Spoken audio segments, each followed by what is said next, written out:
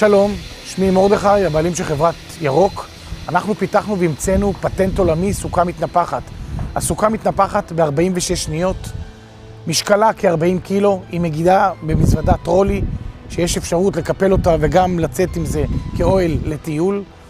היציבות של הסוכה בזכות בידון תחתון שממלאים אותו במים, והוא שומר על היציבות והיא לא זזה בשום מזג האוויר.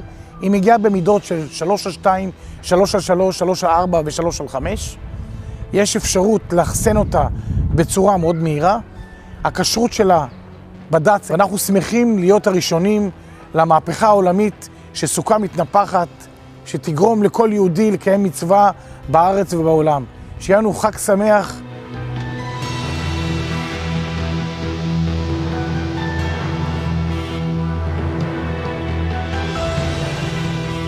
לסוכה יש משאבה מיוחדת שמחוברת לרגש תזוזה ורגש לחץ, שברגע שיש ירידה של אוויר, היא מכניסה את המערכת באופן אוטומטי לעבודה ומכניסה לו את הלחץ חזרה פנימה לתוך הסוכה.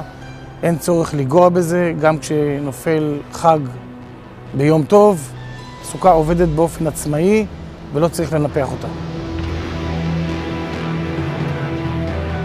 טובי הרבנים בארץ ובעולם ראו את הסוכה ומאוד התפעלו מזה שהסוכה היא פרקטית, אפשר להקים אותה בכל מקום, והכי חשוב זה שהסוכה היא מהודרת על פי כל דעתם של הרבנים בארץ ובעולם, כשרה למהדרין. היי מוטי, מה זה? אהלן אלי, מה שלומך? מה, לא שמעת? זה הסוכה, הדבר הבא.